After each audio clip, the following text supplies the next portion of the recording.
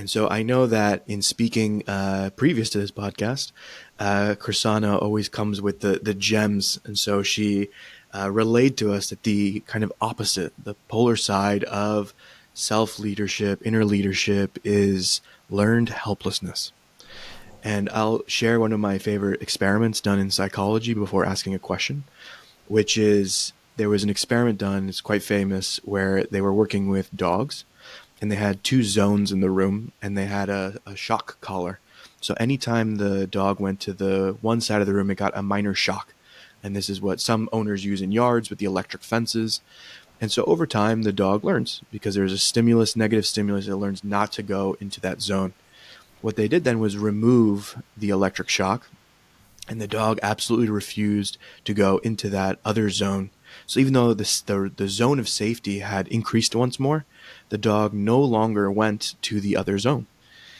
So it really chose to place itself in a smaller zone that it knew for sure was safe and not expand and try things out and see if the shock had gone away.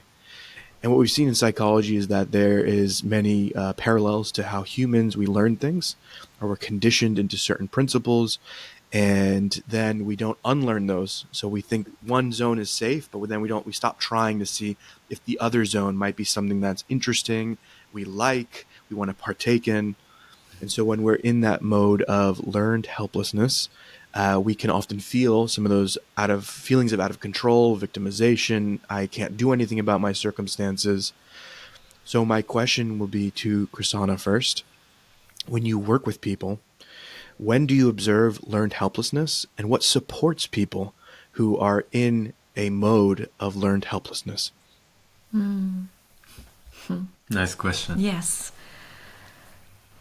Generally, when people are in learned helplessness, it's such a habit, and it's really encased them that they're sometimes not aware that they're in this victimhood, that everything they see is a perspective of there's no way out of it. Look at it, look outside, everything around, everything, all their perspective they see, their habits are keeping them in this learned helplessness. Like there's a belief there's no way out.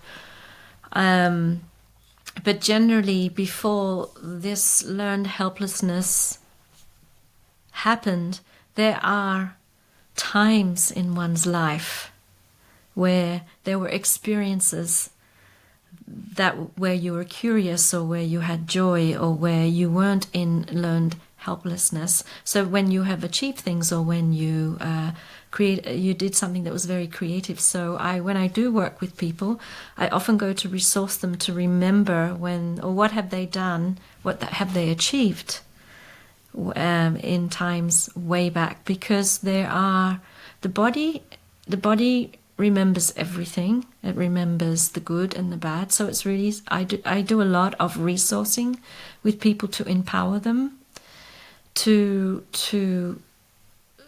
have a resource, to start having a reset, and knowing that they can come out of this learned helplessness, and it's a state where they've put themselves in and they don't know they can get themselves out of it. So there's techniques, there's wellness habits, there's creating routines, there's different ways we work with people, but it's really supporting people to understand.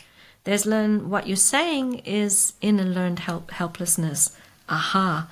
So the first, to get them to look in and inquire, do you know this is what you're in? And then there's a spark. It's not get out of it, but to start to inquire and to understand and work with, I have a capacity to get out of it. I do have a chance. I am here for a reason, and I'm going to follow that path and be creative. Mazen, there's oftentimes some folks might feel a sense of, I can't control anything in my life. Really, everything's happening to me. I don't have any power. There's nothing I can create in this life. How would you work with an individual that has some of those belief systems?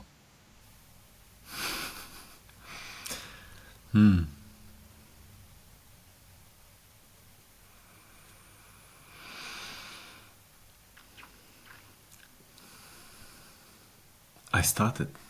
I start with silence. I was like wondering. Give them presence. Like first ground in myself. That's how I work with them. Now I'm feeling my legs on the ground. I feel my belly. I feel sense of myself. And just really receive them.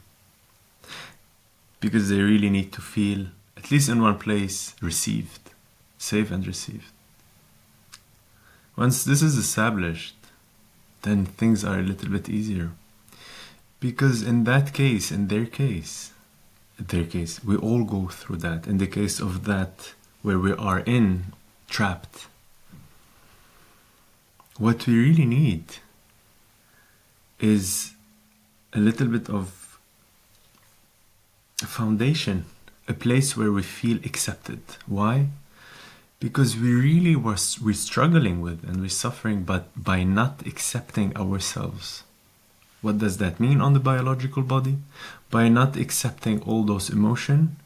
What does that mean on the mental body?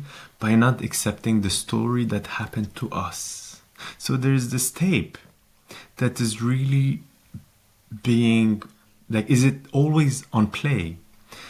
Reminding us of the story. So we lose sense of the now, and we're always in our head in the past, repeating the same story of look what happened to us, look what happened.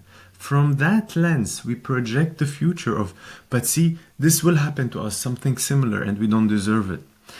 But on the biological, emotional body, what happened is that we're in a constant not accepting this part of ourselves and those emotions. What that entail, it brings fear of ourselves, of those emotions, because we ignore them and we don't know what to do with them, so we disown them, and then fear rises. So if I work with someone, first, really in accepting where they are at, you know what happens? They will be mirrored certain acceptance. They will feel relaxed a little bit. So really first, show them that where they are at, it is fine. Not where they are at in the past and the future, I don't know.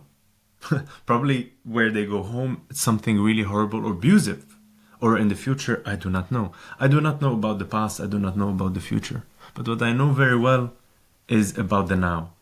And I'm not the only one. The body knows only about the now when it wants to reach safety. So I bring them to a moment of now. And then from the now where we feel safe, we establish safety together. From there, we go out and then see what is needed. Before that, I wouldn't bring any intellectual understanding or anything that requires the mind and the words and the thoughts.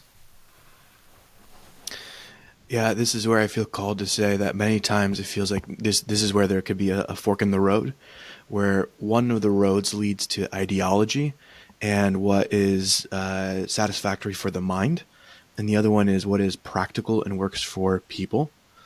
And what I've observed is that ideologically, it can be very tough when someone goes to an event that they experience as overwhelming or stressful and can't regulate.